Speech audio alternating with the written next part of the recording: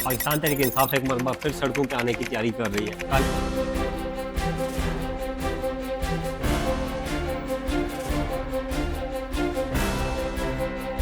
आज उनकी पार्टी के अंदर, उनकी फैमिली के अंदर इतने तजादात आ चुके हैं। अब कहा यह जा रहा है कि मुस्लिम लीग नून की जो गवर्नमेंट है, इससे अब पीपल्स पार्टी की मुस्तकबिल में शायद ज़रूरत ना पड़े।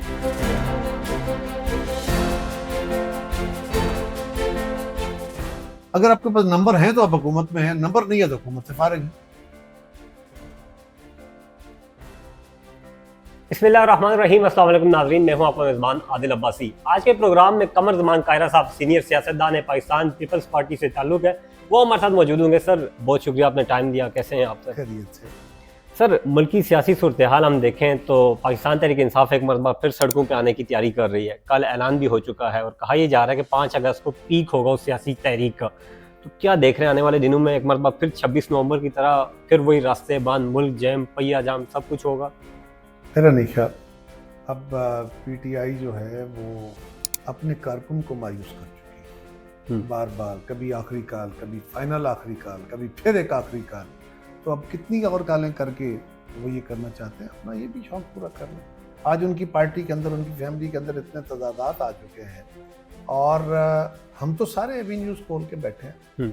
उन्होंने खुद अपने लिए वो सारे रास्ते बंद किए हैं और अगर उनका ख्याल है कि इस वक्त वो तहरीक चला के वो तहरीक चलाना चाहते हैं स्पेशल सीटों के हवाले से, तो एक अदालती फैसले, वो अदालत के खिलाफ तहरीक चलाएंगे। लेकिन फिर भी अगर वो आना चाहें तो जरूर कोशिश करें। हुकूमत पहले भी उनको रोकती रही है, अंदर भी रोकी। सर कल बानी पीटीआई ने अपने पैगाम में कहा कि हमने हर फार्म का जो है वो दरवाज़ा खटखटाया है, हमें इंसाफ नहीं मिला, हमारे से मुज़ाकरात हुए 2-3 मरतबा, वो भी कोई खातिर ख्वाह कामयाबी नहीं मिली, अब कोई और रास्ता नहीं बचा। तो क्या वाकई उनके पास कोई रास्ता नहीं बचा? बानी पीटीआई का कोई एक बयान मुझे बता दीजिए जिसमें उन्होंने कहा हो कि मैं पॉलिटिकल पार्टीज के साथ, हुकूमत के साथ मुलाकात करूँ। कोई वो तो हमेशा कहते हैं मैं तो फौज से मुलाकात करना चाहता हूँ। अगर उनको वहाँ से मायूसी हुई तो मुझे नहीं पता उनके डायलॉग कहाँ हुए हैं, कब हुए हैं, किसके साथ हुए। पॉलिटिकल पार्टियां तो हमेशा उनको कहती रही, हुकूमत कहती रही। उनके साथियों ने मुज़ाकरात के खास वक्त पे किए और उन मुज़ाकरात को कंक्लूड करने की भी कोशिश की गई, फिर वो उससे बैकआउट कर गए। फिर उन्होंने अपने मुतालबात लिख के देने की कोशिश ना की। एक मिसट्रस्ट इस कदर ज़्यादा है कि अंदर बैठ के बातें कुछ और होती हैं, बाहर निकल के कुछ और कर दी जाती हैं। तो फिर हुकूमत भी चाहती है कि जो कुछ कहा जाए वो लिख लिया जाए और लिख के दे दिया जाए ताकि कोई फ्रीक उससे बैकआउट ना कर सके। ये उन्होंने कभी नहीं किया। अनफॉर्चुनेटली अब हम इतना मड स्लैंगिंग शुरू हो गई है कि अब तो सच ढूंढना पड़ता है कि इसमें सच है किधर। लेकिन खान साहब ने अपने लिए खुद रास्ते बंद किए हैं। वो तो कहते हैं और हम बार बार उन्हें कहते हैं कि सियासी मसाइल सियासी जमातें बैठ के हल करती हैं, बाकी अलाइड इशूज़ अदरवाइज हल होते हैं, उनका भी मसले निकाले जाते हैं। लेकिन जब पॉलिटिकल पार्टीज बैठेंगी तो सियासी मसाइल हल होंगे, उसकी तरफ तभी जाया जा सकता है। उससे वो डिनाई कर रहे हैं। आपके इल्म में है, आप मुझे कोई एक बयान बता दीजिए जिसमें खान साहब ने कहा हो कि हाँ मेरी जमात के फलां फलां फलां बंदे को जाके डायलॉग करना चाहिए। सर हमने देखा कि पाकिस्तान तहरीक इंसाफ की जो मखसूस नशिस्तों का फैसला भी सुप्रीम कोर्ट में आया, उसके बाद कहा यह जा रहा है कि मुस्लिम लीग नून की जो गवर्नमेंट है, इससे अब पीपल्स पार्टी की मुस्तकबिल में शायद ज़रूरत ना पड़े और वो जो है खुद ही काफ़ी है हुकूमत के लिए। तो पीपल्स पार्टी जो है वो अपोजिशन में आ जाएगी। तो क्या पीपल्स पार्टी अपोजिशन में आ रही है और फिर कोई पीटीआई से इत्तेहाद हो रहा है? देखिए, ये तो किसी लोगों की ख्वाहिश हो सकती है, कुछ के तज्जिए हो सकते हैं, जो गलत हो सकते हैं, जो सही हो सकते हैं, ये हो सकते हैं।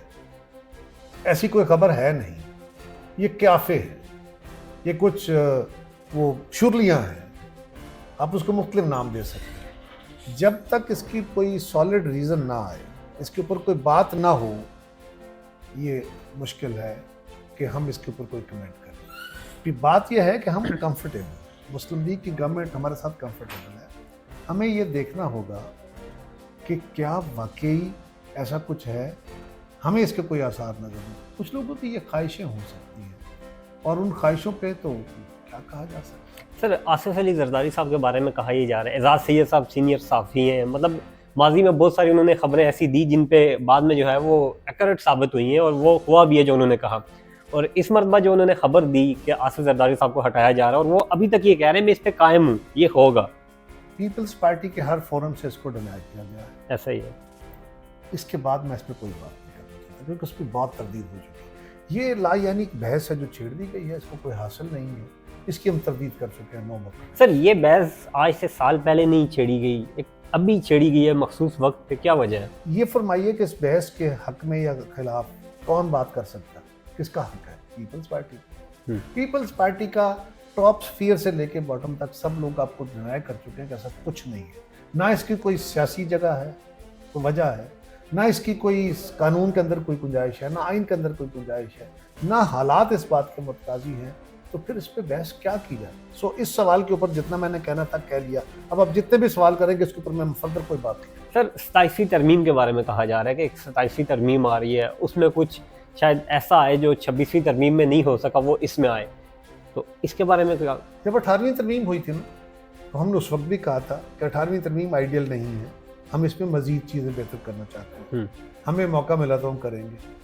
26वीं तरमीम में भी 42-43 पॉइंट थे जिसको कम करके हमारी जमात ने बड़ी लड़ाई लड़के उसको 22 पॉइंट्स पे लेके आए थे। तो आइन एक जिंदा डॉक्यूमेंट होता है, इसमें तब्दीलियां होती रहती हैं।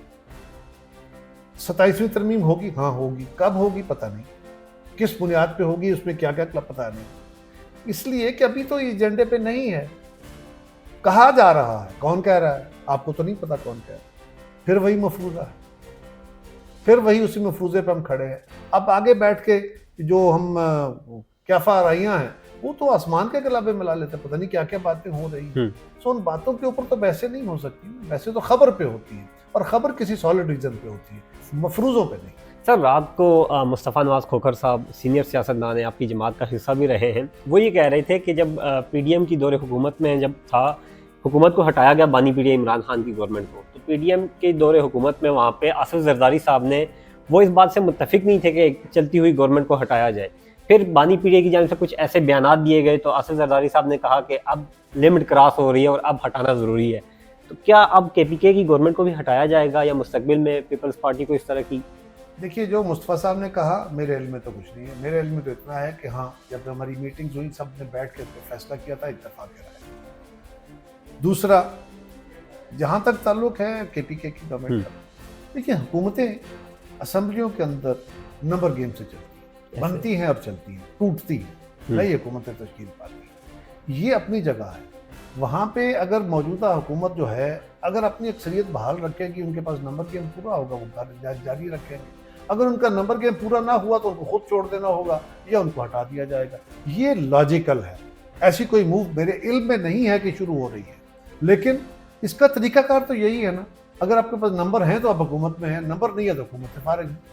सर पाकिस्तान पीपल्स पार्टी माजी में हम देखें, हमारे जितने भी बड़े थे वो ये कहते थे कि पाकिस्तान पीपल्स पार्टी का उरूज था पंजाब में, लेकिन अब पंजाब में पीपल्स पार्टी नज़र नहीं आती। पीटीआई वहाँ पे आई है, उसने वो एडजस्ट हो गई एक न्यू जमात, लेकिन पीपल्स पार्टी ख़त्म हो गई है। क्या वजह देख रहे हैं इसकी? ये जो ख़त्म हो गया वाला लफ्ज़ ज़्यादा मुनासिब नहीं है, हज़फ कर देते हैं। हाँ, इसलिए कि हम पे बहुत सारा एक बोझ रहा, माजी में बहुत सारा दबाव रहा, और पंजाब ही हमारे खिलाफ एक बैटलफील्ड रहा, यहीं हमारे ज़्यादा पर काटने की कोशिश की गई हर तरफ से। अब उसके नतीजे में यकीनन पीपल्स पार्टी को यहाँ पे जख्म पहुँची है, कमज़ोरी हुई है। बिलावल साहब और जरदारी साहब अब सब मिलकर कोशिश कर रहे हैं। अब लोगों के सामने और मज़ीद हक़ाइक़ सामने आए। अब लोगों के लिए चॉइस जो है, पीपल्स पार्टी छोड़ के लोग पीटीआई की तरफ गए। हक़ाइक़ लोगों के सामने आएंगे, पता चलेगा कि उनको किस तरह उधर ले जाया गया, किस तरह माइंड मोल्ड किए गए, तो इंशाल्लाह the people will come back to Peoples Party. जो पीपल्स, ये उतार चढ़ाव होते रहते हैं, ये इंसानी ज़िंदगी का हिस्सा होते हैं। अफराद की ज़िंदगी में भी उतार चढ़ाव होते हैं, कबीलों और सियासतदानों में भी और सियासी जमातों के ऊपर भी, कौमों के ऊपर भी उतार चढ़ाव होते रहते हैं। तो ये एक मुश्किल फेज़ है, गुजर जाएगा। सर आपने बात की और बिलावल भुट्टो जरदारी की सूरत में जो हमारी क़यादत है, उसने अपने आप को साबित किया, प्रूव किया, तो इंशाल्लाह we will pass through this. उतार चढ़ाव की आपने बात की है, बानी पीटीआई भी आजकल उतार चढ़ाव की सियासत में है। क्या मुस्तकबिल में वापस पीटीआई की हुकूमत देख रहे हैं पाकिस्तान में? अगर तो इमरान खान का बस चला तो नहीं, क्योंकि वो खुद अपने रास्ते की सबसे बड़ी दीवार। सर कहा जा रहा है कि बानी पीटीआई शायद बाहर आ जाते हैं, लेकिन जो बाहर रहनुमा हैं या उनकी फैमिली मेम्बर्स हैं, उनकी बदौलत ये सब कुछ है और वो जेल में। मेरा ख्याल है कि इमरान खान अपने मसले का खुद ही सबसे बड़ी वजह है। अगर कमर जमान कायरा मौजूदा वक्त में इमरान खान को मशवरा दें बाहर आने के लिए, तो क्या हो सकता है? मशवरा तो किसी बंदे को दिया जाता है जो मशवरा मांगे। खुदा वास्ते के मशवरे तो नहीं होते, वो किसी का ना मशवरा सुनते हैं ना किसी का मशवरा मानते हैं। उनकी अपनी जमात में बड़े सीनियर एलिमेंट है जो उनको मशवरे दे रहे हैं। मेरा ख्याल है उनको जो उनके मेंबरान जेल में बैठे हैं उन्होंने जो खत लिखा है, जो मशवरे की जरूरत है उस पर अमल कर लें तो फिर हम देखेंगे, फिर हम भी कोई मशवरा दे लेंगे जिस काबिल हुए। सर, पाकिस्तान पीपल्स पार्टी का मुस्तकबिल किस तरह देख रहे हैं कि एक तरफ वो नून लीग के साथ है, नून लीग पंजाब में कहा जा रहा है कि बहुत अच्छी गवर्नमेंट कर रही है, मरियम नवाज की शक्ल में अच्छे प्रोजेक्ट्स ला रही है, तो अगर नून लीग पंजाब में इसी तरह रही तो पीपल्स पार्टी का तो फिर पंजाब में आना मुश्किल होगा। देखिए, बहुत हुकूमतें माजी में भी रहीं, बड़ी पॉपुलर हुई, फिर वक्त के साथ साथ उनकी भी चीज़ें सामने आई। अगर कोई जमात अवाम के अंदर मकबूल होगी तो मुझे अपने किरदार को और मजबूत करना होगा ना, उसके खिलाफ साजिश तो नहीं करनी। मुझे अपने किरदार को, अपने प्रोग्राम को लोगों के लिए और बेहतर और पॉपुलर करना होगा, मुझे और बेहतर एजेंडा लेके आना होगा ताकि लोग मेरी तरफ मुतवज्जो हों। और पीपल्स पार्टी पूरे मुल्क के लोगों की एक रवायत है, इस पर लोगों को एक वक्त के अंदर ये महसूस हुआ और उनको इस तरफ खींचा गया कि पीटीआई में लोगों ने जाके रिफ्यूज तो नहीं मैं कह सकता, लोगों ने एक अपना ख्वाब की तकवीर वहाँ देखी, लेकिन अब उनके ख्वाब बुरी तरह चकनाचूर हुए हैं। तो Peoples Party will come back. ऐसा नहीं है कि पीपल्स पार्टी को परमानेंट फीचर है। हाँ, मैंने कहा ना, उतार चढ़ाव किस जमात का नहीं होता। एक वक्त था जब मुस्लिम लीग की 17 सीटें थी या 14 सीटें थी शायद, और उसके साथ भी वक्त आज फिर उनके ऊपर वक्त है, तो ये उतार चढ़ाव। सर, खबर चल रही है 2 दिन से कि चीनी का जो है वो स्कैंडल सामने आया है। हमने माजी के अखबारात जब देखते हैं हम, तो वहाँ पे भी यही था कि पाकिस्तान में चीनी चोरी हो रही है। और उसके बाद एक बात ये भी चीज़ सर कि कॉमन है, उसके रिलेटेड है कि एक गवर्नमेंट जब हुकूमत में आती है तो सियासी जमात वो अपोजिशन पे जुल्म व सितम करती है, जब वो अपोजिशन पे आती है तो उसके साथ होता है। चीनी का बहरान भी सर यही हो रहा है। पीटीआई जब इक़्तिदार में आई है आप लोगों पे जुल्म हुआ है, आज वो लोग जब इक़्तिदार से अपोजिशन में आए उन पे जुल्म हो रहा है। तो मुल्क में ये चीज़ ख़त्म कब होगी? जब सियासतदान मिल बैठेंगे हम इस बात को समझेंगे कि मुल्क के हालात बड़ी तेज़ी से ख़राबी की तरफ जा रहे हैं। लोगों का इदारों के ऊपर और ख़ास तौर पे पॉलिटिकल इदारों के ऊपर ट्रस्ट ख़त्म होता जा रहा है। ऐसा ही है।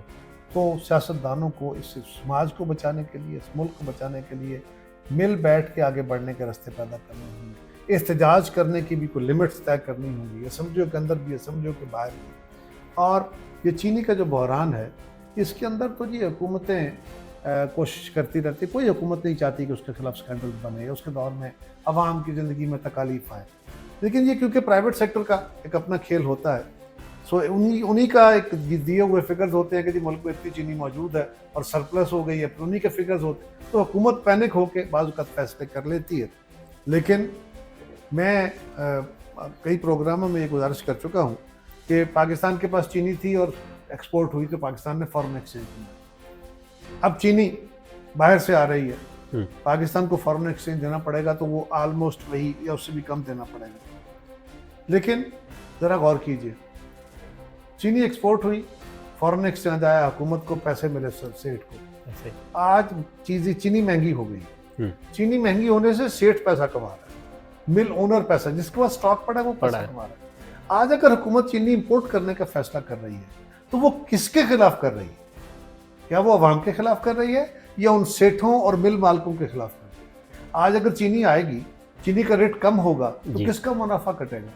अवाम का या सेठ का? स्टोर की हुई है सेठ का। तो सेठ का मुनाफा। तो ये तो एक अच्छा फैसला होगा। हमें तो ये इसको इस एंगल से भी देखने की ज़रूरत है, और इसी तरह हमें पाकिस्तान की सियासत के अंदर भी देखने की ज़रूरत है कि कौन सा फैसला आवाम के लिए बेहतर है। उस फैसले के ऊपर हुक्मरानों को भी और दीगर लोगों को भी, सब जमातों को बैठ के फैसला। शुक्रिया सर, आपने टाइम दिया। आपने मेज़बान आदिल अब्बासी को इजाज़त दीजिए। अल्लाह हाफ़िज़।